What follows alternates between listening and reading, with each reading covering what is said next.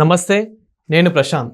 భారత్కి Apple company నుండి ఎలాంటి ట్రాన్స్పోర్ట్లు వెళ్ళొద్దు, ఇక నుండి యాపిల్ కంపెనీ భారత్లో కనిపించొద్దు అంటూ ట్రంప్ గారైతే యాపిల్ కంపెనీతో మాట్లాడడం జరిగిందంటూ ఇలా కొన్ని వార్తలు అయితే బయటకు వస్తూ ఉన్నాయి. మరి ఇది ఎంతవరకు నిజం అనే విషయాలు అయితే తెలుసుకుందాము. దీని గురించి అయితే మాట్లాడేందుకు ప్రస్తుతం మనతో పాటు సీనియర్ జర్నలిస్ట్ జయదేవ్ గారు ఉన్నారు. నమస్తే అండి. నమస్తే అండి. సార్, యాపిల్ కంపెనీ నుండి ఎలాంటి ఇంకా దిగుమతులు కానివ్వండి, ఎలాంటి ట్రాన్స్పోర్ట్లు కానివ్వండి, ఇది భారత్కి వెళ్ళొద్దు అన్నట్లు ట్రంప్ యాపిల్ కంపెనీతో మాట్లాడినట్టు కొన్ని వార్తలు బయటకు వస్తూ ఉన్నాయి. అసలు నిజానికి ఏం జరిగింది? రీసెంట్గా మనకి పెహల్గాం ఘటన జరిగిన తర్వాత ఆపరేషన్ సింధూర్తో ప్రపంచ దేశాలకి దట్ ఈజ్ ఇండియా అని ఒక్కసారి ఒక చిన్న సంకేతం ఇచ్చారు. ఎందుకు ఇచ్చారు? ఎంతవరకు జరిగిన అన్ని ఘటనలకు కూడా క్యాండిల్ ర్యాలీ, మౌనంగా ప్రదర్శన, జాతీయ జెండా పట్టుకొని ఊరంతా తిరగడం, జాతీయ సమైక్యత, అప్పుడు అన్ని మతాల వారు కూడా కలిసిపోయి తిరగడం. దీనివల్ల లాభం ఏంటి? వాడు చూసి హ్యాపీ ఇచ్చేవాళ్ళు. కానీ ఈసారి అలా చేయలే. ఎవడైతే సింధూరాన్ని తుడిపాడో ఆ నవవధూది 24 అవర్స్లో ఆడిని తుక్కురేగొట్టారు. అది కాకుండా ఆడితో పాటు మరొక 100 మందిని లేపేశారు. 9 స్థావరాలను కలిచేశారు. పాకిస్తాన్ యొక్క ఆర్థిక వ్యవస్థనే చిన్నాభిన్నం చేసేసారు. కుదేలైపోయింది. మరోవైపు బలూచిస్తాన్ కూడా మోదీ గారి ఫోటోలు, భారతదేశ జెండాలు పట్టుకొని వాళ్ళు పండగలు చేసుకుంటున్నారు. చూసారా దెబ్బ? అది కదా వాడు మళ్ళీ అలాగే చెయ్యాలండి. అసలు ఇప్పుడు ఇజ్రాయెల్ వారు హమాస్ మీద కొడుతుంటే వాళ్ళు ఇంకా అయ్యో మమ్మల్ని కాపాడండి కాపాడండి అని చెప్పి ఐక్యరాజ్యం ముందు మొరపెట్టు. మరి నువ్వు దాడి చేసినప్పుడు నీకు గుర్తు రాలేదా? అది ఇజ్రాయెల్ వారి ఎఫెక్ట్. అలాగా ఇప్పుడు భారతదేశం కూడా ఆ ఎఫెక్ట్ కొడుతుంటే ఇవన్నీ జరిగాయి. అయితే వాడు మనల్ని అడ్డుకోవడానికి అమెరికా వాడి దగ్గర ఉన్న మిసైల్స్ కొన్ని మన మీద ప్రయోగించి చూశాడు. M16 ఏవో అవి కూడా మన వాళ్ళు తుక్కురేగ కొట్టేశారంట మన దగ్గర ఉన్న ఎక్విప్మెంట్తో, S400 వాటితో. సో ఇప్పుడు ఏమైంది? ప్రపంచ మార్కెట్లో అమెరికా వాడి ప్రొడక్టే తోపు అనుకున్న నేపథ్యంలో వాడి ప్రొడక్ట్ మన ఆపరేషన్ సింధూలో చిన్నాభిన్నం అయిపోతే వాడి మార్కెట్ ఎవరే? చైనా వాడు ప్రొడక్ట్ అంటే ఎలాగో గ్యారెంటీ లేదు. ఎవడు నమ్మడు, ఎవడు కొండ, ఒక పాకిస్తాన్ కొంటాడు. సరే, ఈ అమెరికా ప్రొడక్ట్ కూడా నాణ్యత లేదా? పాకిస్తాన్ వాడడం చేత కాలేదా? లేదా అమెరికా వాడు ప్రొడక్టే మంచిది కాదా అనే డౌట్ వచ్చింది. వస్తే ఇప్పుడు ఏమైంది? ఈ ప్రపంచ దేశాలన్నిటికీ అమెరికా వాడు ప్రొడక్ట్ డమ్మీ అని తెలిసిపోయింది కదా. అందుకే పెద్ద పోటుగాడిలాగా నేను ఎదురు దేశాలతో మాట్లాడాను, వాళ్ళు సీజ్ ఫైర్ ప్రకటిస్తారని చెప్పాడు ట్రంప్. ఆడే అమాయకుడేం కాదు. మన ఇద్దరి మధ్యన ఆడేవాడు దూరడానికి అంటే ఆడి ప్రొడక్ట్ ఎక్కడ బ్యాడ్ అయిపోద్దు, వాడికి తగ్గిపోద్ది వాడి రేటు అని కూడా డైలాగ్ కొట్టాడు. మన వాళ్ళు ఆయన పట్టించుకోలే. మళ్ళీ దుబాయ్ వెళ్ళినప్పుడు కూడా అక్కడ దుబాయ్ రాజుగారితో కలిసినప్పుడు మాట్లాడుకున్నప్పుడు కూడా మళ్ళీ ఇదే స్టేట్మెంట్, నేను ఇండియాకి చెప్పానని. మన వాళ్ళు ఆయన అసలు నువ్వు మధ్యలో నువ్వెవడోరా అన్నట్టు అక్కడ పట్టించుకోలేదు. ఇదిలా ఉంటే అమెరికాలో భయంకరమైన అప్పులు ఉన్నాయి. అదే చాలామంది తెలియదు. అమెరికా అగ్రరాజ్యం, నెంబర్ 1 కంట్రీ, ప్రపంచ పెద్దన్న అని రాస్తుంటాడు పేపర్లో కానీ టీవీలో. మీరు అబ్జర్వ్ చేయండి, ప్రపంచ పెద్దన్న అంటే అమెరికా అని. సో అట్లాంటి పెద్ద అంత వెల్ డెవలప్డ్ కంట్రీ మనదా. It has been developing. మనది అభివృద్ధి చెందుతూ ఉన్న దేశం, వాడిది అభివృద్ధి చెందిన దేశం అని చెప్తారు. మరి అంత అభివృద్ధి చెందిన అన్ని లక్షల కోట్లు అప్పు ఏంటి అబ్బాడికి? దాన్ని కప్పిపుచ్చుకోవడానికి ఈ టారిఫ్లు, సుంకాలు, తోటకూర వేస్తున్నాడు. వేసినప్పుడు ఏం చేశాడు? చైనా వాడి మీద కూడా వేస్తే ఆడేం తగ్గట్లే. నాకు మ్యాన్ పవర్ ఉంది, నా దగ్గర ఎక్విప్మెంట్ ఉంది, నేను తలదన్నేదాన్ని. నువ్వు ఆండ్రాయిడ్ దించి సేమ్ ఆండ్రాయిడ్ దించుతున్నాడు, నువ్వు యాపిల్ దించితే సేమ్ యాపిల్ దించేస్తున్నాడు విత్ ఇన్ సెకండ్స్లో. ఆల్రెడీ ఆడదో ఒక యాపిల్ ఉంది, మ్యానుఫ్యాక్చరింగ్ యూనిట్ ఉంది చైనాలో. సో ఎప్పుడైతే మొన్న టారిఫ్లు ఒకడికొకడు రెచ్చిపోయి, ముందు అమెరికా వాడు 54 అన్నాడు, వాడు 70 అన్నాడు చైనా వాడు, వీడు మళ్ళీ 106 అన్నాడు, వాడు 120 అన్నాడు. ఇంకా అలా 230 ఎందుకో వెళ్ళిపోయాయి. వస్తువు ₹100 అయితే ట్యాక్స్ ₹230. అట్లా కొట్టుకుని మొన్న మళ్ళీ కలిసి బాయ్ ఎందుకు లేవనుకొని చెప్పి కాంప్రమైజ్కి వచ్చి మళ్ళీ దిగారు. 60కో 70కో దిగారు ఇద్దరు కలిసి. సో అలా ఎక్కువ అయిపోతుంది.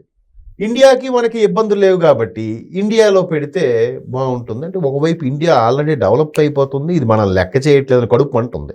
మొన్న సీజ్ ఫైర్ ప్రకటించమని చెప్పినా కూడా మన వాళ్ళు దొబ్బలేదు. సో ఇప్పుడు ఏం కడుపు మంటుందా లేదా? అందుకే ఏం చేశాడంట, యాపిల్ కావాలంటే ఇంకెక్కడైనా పెట్టండి కానీ ఇండియాలో కూడా పెట్టద్దు అని చెప్పి CEO, ఆయన పేరు స్టీవ్ జాబ్స్, టీమ్ కుక్ ఎవరో, స్టీవ్ జాబ్స్ వ్యవస్థాపకుడు అనుకుంటా, టీమ్ కుక్ అది ఎవరో అన్నాడు, ఆయన చెప్పాడంట. మరి చెప్పాడని ఆయన ఎక్స్లో పోస్ట్ చేసుకున్నాడు. మరి ఎంతవరకు వాస్తవం తెలియదు. చెప్పినా బట్ యాపిల్ టీం ఏం ప్రకటించింది, మేము ఇండియాలో చూసాము, ఇండియాలో ఒకటి పెట్టాలనుకుంటున్నాం, ఇకపై ఇండియాలో ఒకటి పెట్టబోతున్నాం, ఆల్రెడీ చైనాలో ఉంది, ఇండియాలో ఒకటి పెట్టబోతున్నాం, ఈస్టర్న్ కంట్రీస్లో కింద ఉన్న సౌత్ ఈస్టర్న్ కంట్రీస్ సంబంధించి మేము ఒకటి పెట్టబోతున్నాము. కానీ ఇక్కడ ఏమనుకుంటున్నారు అంటే పాకిస్తాన్కి అమెరికాకు ఒప్పందాలు కుదిరాయి, అందుకే ట్రంప్ ఇలా చేస్తున్నాడు, భారత్ మీద సపోర్టివ్ ఉండే వ్యక్తి కావాలని ఇలా చేస్తున్నాడు అని చెప్పేసి అలా కూడా అనుకుంటున్నారు. అదే చెప్తున్నాను, వాడు ప్రొడక్ట్ ఎప్పుడైతే డ్యామేజ్ అయ్యింది, వాడు మార్కెట్ తగ్గిపోతుంది అనుకున్నాడో, పైగా ఇప్పుడు మనకి నిజంగా మీరు చూడండి, ప్రధానమంత్రి నరేంద్ర మోదీ గారు వేసే ఒక్కొక్క స్టెప్పు ఆయన ముందుగా ఆలోచించి చేశాడా, లేదంటే ఇలాగా చేశాడు కాబట్టి అబ్బా ఇలా చెప్పుకుంటున్నామో తెలియదు, కానీ మేక్ ఇన్ ఇండియా అనే కాన్సెప్ట్ తీసుకొచ్చాడు చూసారా.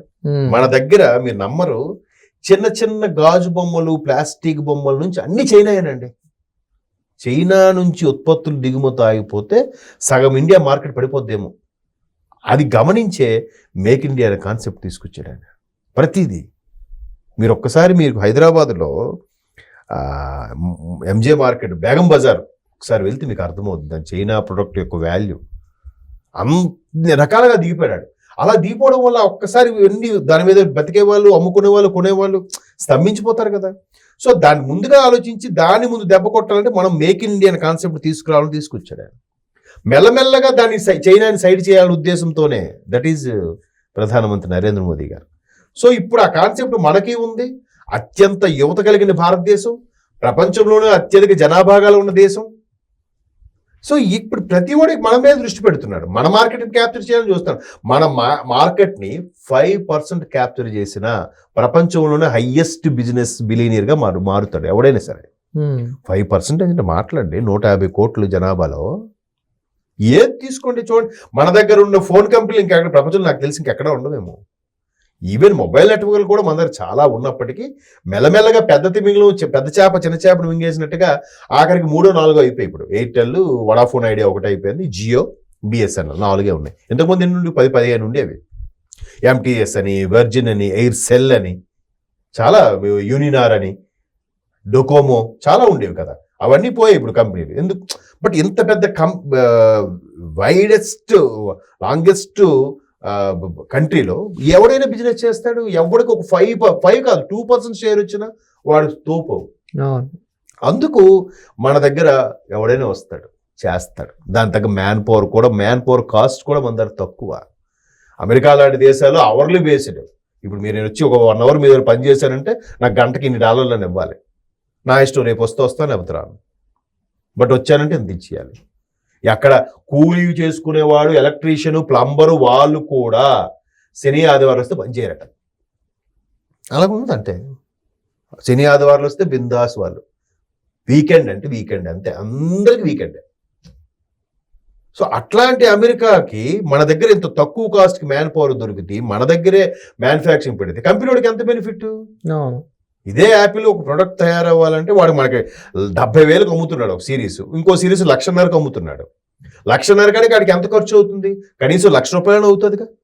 50,000 మిగిల్చుకోకపోతే వాడికి మ్యానుఫ్యాక్చరింగ్ యూనిట్కి అయ్యే ఖర్చు, power, man power, salaries, transport ఇవన్నీ రావాలి కదా అందులో. అందుకే అంత కాస్ట్ పెడుతున్నాడు వాడు. కాబట్టి ఇక్కడ తక్కువ, పైగా మన వాళ్ళు విశ్వాసంగా కూడా పనిచేస్తారు. భారతదేశానికి అదొక మంచి గుర్తింపు ఉంది. ప్రపంచ దేశాలు అందరి దగ్గర కూడా మన వాళ్ళు ఉన్నారు. కాబట్టి అమెరికా పెద్దన్న చెప్పుకున్న ట్రంప్ లాంటి వాడు చెప్పినా టీమ్ కుక్ లాంటి వాడు వినడు. యాపిల్ పైగా అమెరికా లాంటి దేశాల్లో జ్యూస్ సంతతి చెందిన వాళ్ళు ఎక్కువ బిజినెస్ చేస్తారు. జ్యూస్ సంతతి అంటే మళ్ళీ ఇజ్రాయెల్కి చెందిన వాళ్ళు. ఇజ్రాయెల్ అంటే మళ్ళీ భారతదేశానికి ఎప్పుడూ ఫేవర్. మన భారతదేశం అంటే వాళ్ళకి ఎప్పుడు సాఫ్ట్ కార్నర్ ఉండిపోయింది. అప్పుడు ఎప్పుడు వాళ్ళ పూర్వీకులకి సాయం చేసిన దానికి నిరసనగా, ప్రతీకగా. అలాంటి దీంట్లో భారతదేశం కంపెనీ పెట్టద్దు నేను చెప్తున్నాను, అయినా మీరు నన్ను మాట వినట్లేదు, మీరు టారిఫ్లు పెంచేస్తా, అక్కడ తయారయ్యేను ఇక్కడ అమ్మితే బాగోదు, ఇక్కడ నేను కొనుక్కోవాలి, ఎక్కడో తయారైంది నా దేశంలో కొనాలంటే మానేస్తే నష్టమే లేదు, నీకే నష్టం. కాబట్టి ఈ ఉట్టి ప్రగల్భాలే. మళ్ళీ 2-3 రోజుల తర్వాత అదే ఎక్స్లో వేరేలా పోస్ట్ పెడతాడు, మీరు చూస్తూ ఉండండి ట్రంప్. Thank you sir.